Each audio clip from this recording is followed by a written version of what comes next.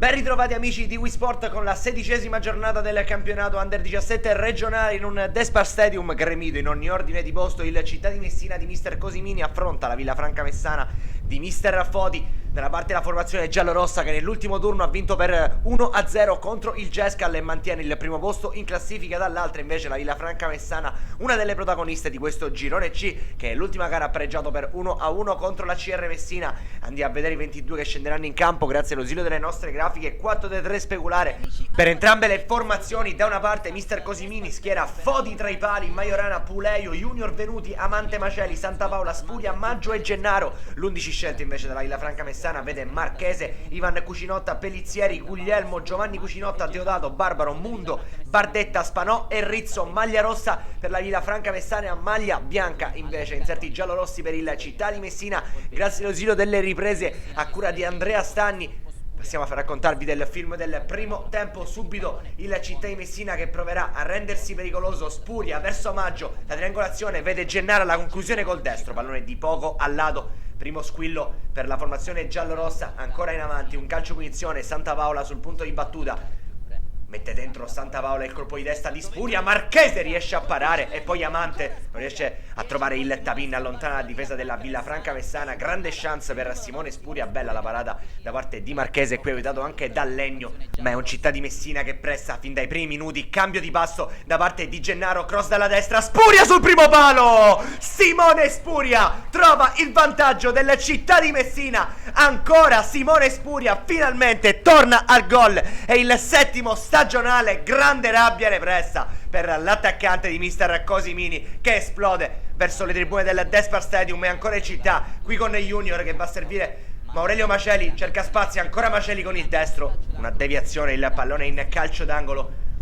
Continua il Città a rendersi pericoloso, la Villafranca Messana però riconquista il pallone e si lancia in avanti con il Pocio Bardetta. Ancora Bardetta che prova a entrare in area di rigore, chiuso così da Fodi e dall'intervento di un difensore delle Città. Reclamano qualcosa i giocatori della Villafranca Messana, forse un calcio di rigore. Vediamo qui chiuso, cinturato da due giocatori. L'attaccante della Franca Messana, niente per il direttore di gara, il signor Armando Giuffre. Ancora Città di Messina dalla destra con Majorana che scarica, dove c'è Michele Gennaro, pallone dentro verso Aurelio Maceli, ancora Marchese riesce a far sua la sfera.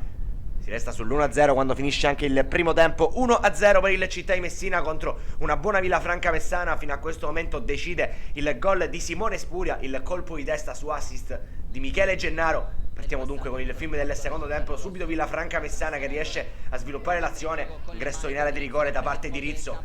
Rizzo mette dentro il pallone, arriva Bardetta che prova a girare con il colpo di testa, allontana poi definitivamente la difesa della Città di Messina. Doppio cambio nelle file della Città, è entrato De Marco tra primo e secondo tempo, entra anche Catalin al posto di Junior e proprio De Marco a rendersi pericoloso qui, cerca lo scambio con Maggio, il pallone torna al numero 14 che brucia in velocità il difensore della Franca Messana, interviene sul pallone Aurelio Maceli, ancora Maceli, siamo sull'angolo, non viene messo dentro sui piedi di Catalin col destro, Flavius Catalin, il primo gol in maglia Città di Messina con la complicità della deviazione da parte di Barbaro e il 2-0 della formazione giallorossa. L'ex Sporting Atene mette la prima firma in questa nuova avventura quando arriva anche il cambio per la Villafranca Messana, doppio, prima entra Bonfiglio e poi è il turno di Ivan Fiumara, ma che attacca ancora il Città. Santa Paola mette dentro al calcio di punizione, Spuria prova a girare. Molto simile l'azione che ha portato al gol del vantaggio, il pallone però in questo caso finisce sul fondo e finalmente il rientro di Nicola Majorana nelle file della Città di Messina dopo un brutto infortunio. Qui il Città si rilassa un po' troppo, Marillo Macelli perde il pallone, si lancia in avanti, allora la Villafranca Messana che riesce a penetrare dalla destra, il pallone che viene messo dentro a rimorchio, il tentativo col sinistro, poi le deviazioni, si perde allora l'occasione per la Villafranca Messana che continua a effettuare cambi. È il momento di Maddalena.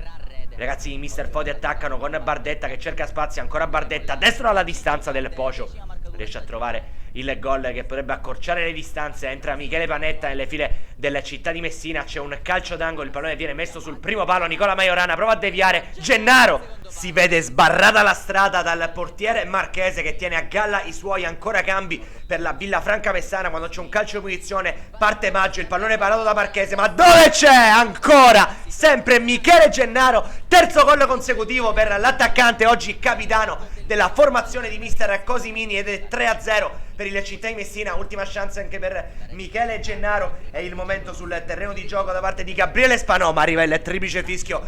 Arriva la vittoria per il Città di Messina, la settima consecutiva per la formazione di mister Cosimini, che risponde al Camaro, anch'esso vincente in questo turno per 2-0 sul campo della Ionia Calcio di Mosto. Continua il duello a distanza fra giallorossi e neroverdi. Un cordiale saluto amici della Wisport e alla prossima.